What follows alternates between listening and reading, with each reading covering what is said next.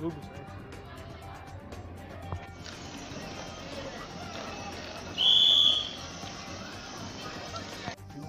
आपको कहा कि ये सारी प्रॉब्लम डिस्कस काम मिल रहा है बहुत बहुत शुक्रिया। पर्टिकुलरली यहाँ के चेयरपर्सन जो है स्कूल के, जिन्होंने ये वर्कशॉप ऑर्गेनाइज कराया इन कोलैबोरेशन में दोबारा। तो जहाँ तक आपके सवाल का ताल्लुक है कि ऐसे जैसे वर्कशॉप बहुत इंपॉर्टेंट है ताकि बच्चों को हम लोग सेंसिटाइज कर सकें, उनमें ये सबकॉन्शियस में माइंड में ये बात डाल दें कि रोड सेफ्टी बहुत ही इंपॉर्टेंट चीज़ है।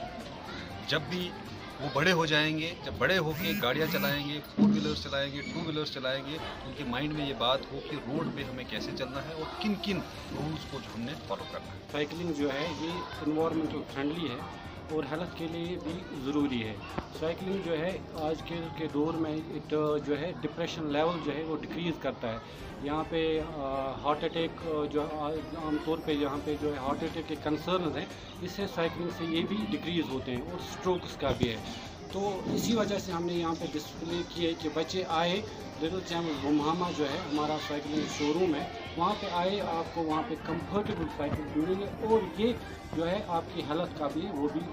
First of all I may thank ERTO Kupwara and our sponsors Little Champs Bumhama who made this event a successful one, and then our teaching staff too, our teachers who work really very hard behind the scenes to make this event happen.